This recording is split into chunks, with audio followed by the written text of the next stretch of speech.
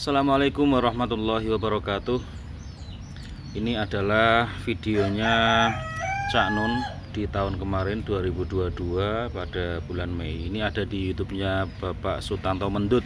Pak Sutanto Mendut ini adalah temannya Cak Nun dan juga beberapa kali hadir menjadi narasumber di Ma'iyah di Mojo Pasafat.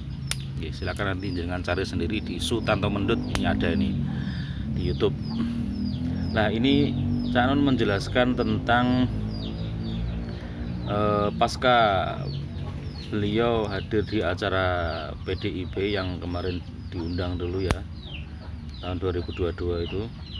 Nah, Cak Nun itu di video ini beliau menjelaskan bahwa intinya orang itu kan tidak bisa terkotak-kotak apakah dia itu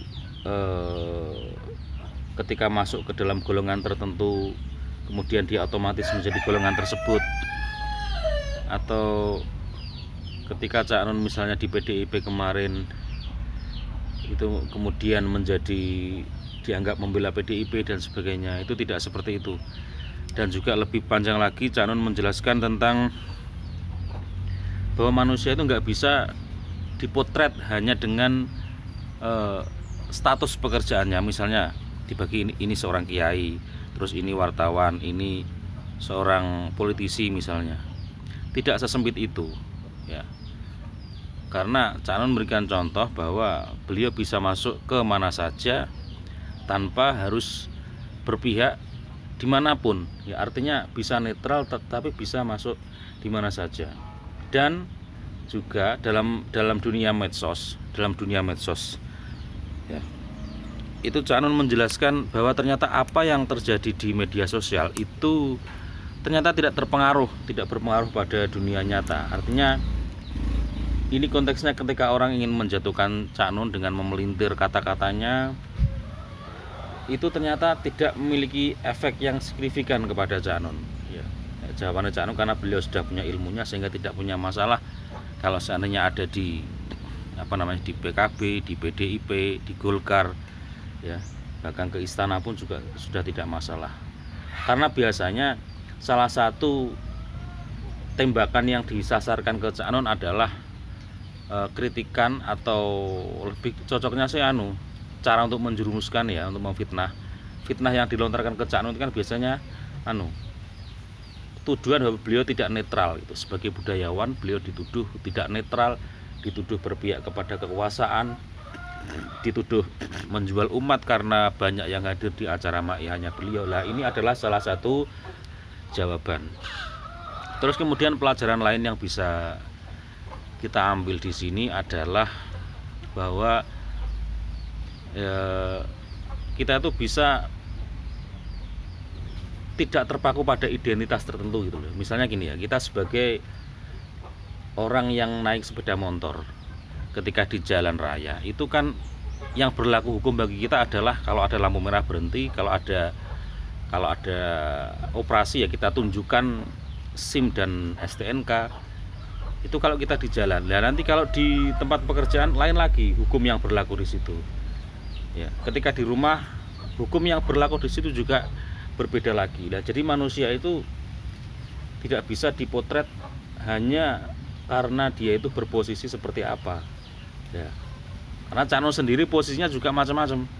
Kadang ya berperan sebagai budayawan, kadang berperan sebagai kiai, kadang berperan sebagai penasihat politik meskipun tidak punya posisi secara formal.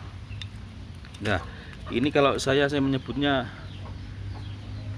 pola berpikir yang sudah kalau prinsipnya di Gotor itu kan nahnu fauqal jami. Fauqal jami itu di atas segalanya, bukan berarti kemudian yang lain di bawah terus dia kelompok paling atas, bukan itu ya. Fauqal jami ternyata sudah mengatasi perbedaan-perbedaan, mengatasi sekat-sekat, mengatasi pola berpikir yang jumud, pola berpikir yang kaku, pola berpikir yang mandek, stagnan, yang sempit. Nah, ini saya kira yang semangatnya yang dibawa Cak Nun itu lebih ke arah situ.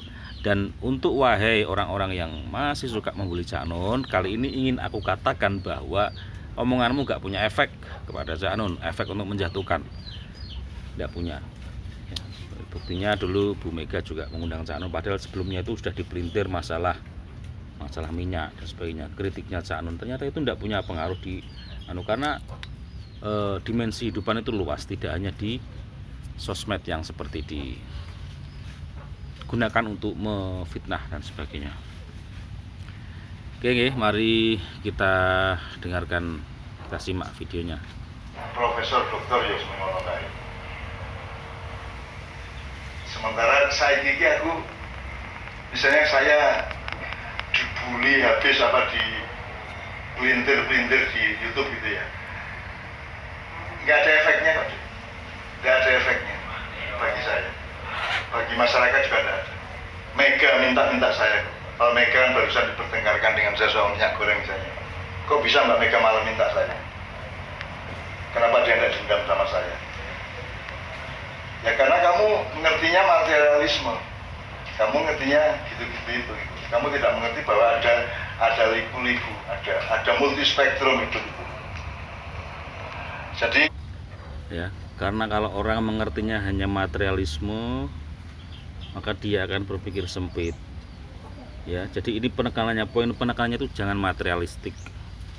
Hanya melihat apa yang tampak saja, padahal di balik sesuatu yang tampak itu sesungguhnya ada makna yang mungkin lebih luas daripada yang tidak terlihat. Makanya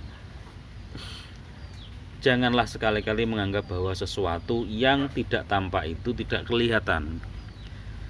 Salah besar ente. Dan rata-rata orang yang memfitnah Cak Nun itu kan itu orang yang materialistik, yang malas belajar, yang ABG tua, ya sudah tua tapi masih ABG. Itu yang bab materialisme. Oke, kita lanjut. Nek rumah adalah hidup adalah rumah dengan banyak ruang atau dengan banyak kamar. Iki yang ini. Oh, nek kayak politisi, kayak pedagang, kayak kiai, ngono kuwi bodoh banget kuwi. Terus aku sapa? Wong aku iso mlebu ngendi wae. Saya bisa masuk mana saja. Dan saya sekarang aku ora masalah karo kok lebok kene markas setan, aku ora masalah. Aku wis duwe ilmune, wis duwe condongnya itu. Tidak ada masalah. Sekarang saya mau di PDIP, mau di PKB, mau di Demokrat, mau di Golkar, mau di Istana, saya tidak punya masalah karena saya sudah ngerti ayatnya. Dan itu tidak akan bisa mencelakakan saya. Kemarin waktu saya yang di PDIP kan medsos mingkem toh, mingkem tidak ada satupun sing nyondong gitu, mingkem kabeh, tutup mulut semua. Karena mereka tidak bisa menemukan lubang untuk menembak saya.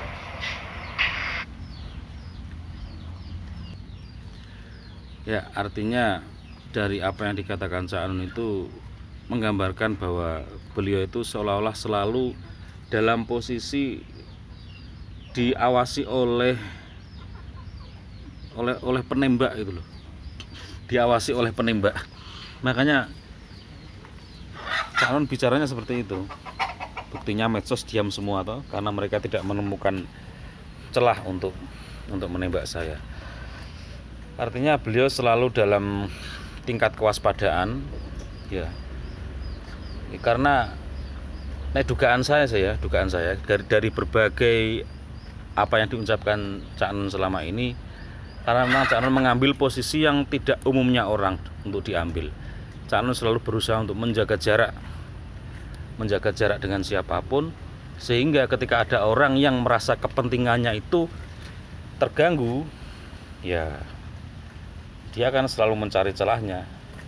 Ya, ini video ini masih tahun 2022 ya, bulan Mei ini. Nah, ini 6 bulan kemudian kan, terus kemudian ada kasus kemarin tuh yang tentang rame itu, yang tentang Fir'aun kemarin itu. Nah, itu dijadikan celah betul. Nah, sekarang kelihatan ternyata orang-orang yang selalu mengintai Cak Nun itu siapa saja, itu kan kelihatan karena kasus Fir'aun kemarin lah. Mungkin mereka menyangka bahwa dengan masalah Fir'aun kemarin itu Cak Nun akan jatuh. Makanya kalau kemudian dilampiaskan gak karu-karuan, berharap supaya Cak Nun jatuh, dan setelah itu Cak Nun sudah tenggelam kan gitu. Ono sing ngomong ngono iku. tenggelam, terus apa jenenge kualat NU, kualat Muhammadiyah dan sebagainya. Ono sing ngomong niku, artinya memang ada orang yang mengintai-ngintai Cak Nun gitu. Pengintainya itu selalu ada. Wong Cak Nun punya riwayat disantet 41 orang kok.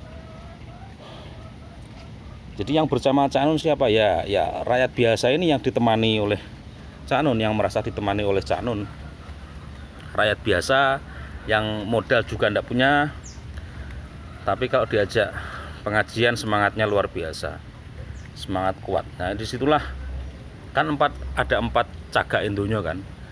Satu orang pemimpin yang adil, orang kaya yang dermawan, terus ilmunya ulama dan doanya para fukoro. Lah kira-kira yang dekat sama Cak Nun ini yang mana ini? Yang kelihatan yang paling sering ya doanya para fukoro wal masakin nih, para duafa. Lah Cak Nun menemani orang-orang itu. Ya. Ketika semakin Cak Nun menemani mereka, maka orang-orang yang mayoritas ini akan selalu mendoakan Cak Nun dengan tulus menerima Cak Nun. Buktinya mereka merasa nyaman gitu. Tidak mungkin loh orang mendengarkan omongan orang sampai berjam-jam itu, apalagi kalau punya kepentingan sesuatu, pengen jadi misalnya kampanye atau apa, itu paling jam paling gak kuat. Jamannya kayak omongan konser wae dangdutan misalnya, itu 1 jam aja udah terasa lama. Nonton band 1 jam aja udah terasa lama. Tapi kalau di Makyah kok masih betah ya gitu. Kalau Cak Nun yang ngomong kok betah gitu, berarti kan ada ketulusan di situ. Makanya Cak Nun tadi mengatakan kalau pedagang ya tidak berarti orang itu seumur hidupnya berlaku seperti pedagang. Itu kan hanya pekerjaan saja. Makanya di Makyah itu pernah dijelaskan, siapa yang menjelaskan dulu ya, bahwa pekerjaan itu namanya samben gitu. Samben itu artinya sampingan.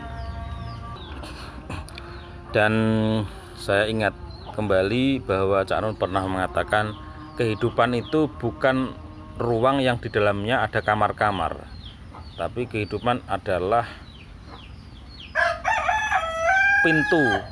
pintu yang banyak pintu yang kita bisa masuk melalui mana saja. Yang penting melalui pintu itu kita bisa melihat kehidupan yang lebih luas. Intinya seperti itu. Jadi dia bukan pembatasan ruang, bukan pembatasan, tapi justru pintu untuk melihat sesuatu yang lebih luas lagi. Maka kalau kita bicara radikalisme, kan selama ini radikalisme lebih cenderung diarahkan ke radikalisme agama. Padahal radikalisme bisa terjadi di mana saja. Bisa radikalisme politik, radikalisme organisasi, radikalisme kelompok. Yang intinya itu condong untuk mencari kesalahan orang lain dan ingin mendewakan dirinya sendiri. Sadar atau tidak, orang yang teriak toleransi, orang yang teriak Bhinneka Tunggal Ika pun seringkali terjebak di radikalisme seperti ini, di konservatifisme seperti ini. Makanya kalau dalam Makyah kehidupan bukan seperti itu. Bukan dia mengurung diri dalam satu ruang sempit yang kemudian membedakan dirinya dengan orang lain dan menghantam terus, tapi dia adalah pintu untuk memasuki sesuatu yang lebih luas. Mungkin pintu itu sempit, pintu hanya berukuran berapa meter, tetapi melalui pintu itu kita memasuki sesuatu yang lebih luas. Terserah mau lewat pintu yang mana, ya tidak perlu dipersalahkan bila orang lain memilih memasuki pintu yang lain. Yang penting adalah kita sama-sama belajar keluasan dan kedalaman melalui pintu tersebut. Mudah-mudahan bermanfaat. Assalamualaikum warahmatullahi wabarakatuh. Allahumma sholli ala Muhammad.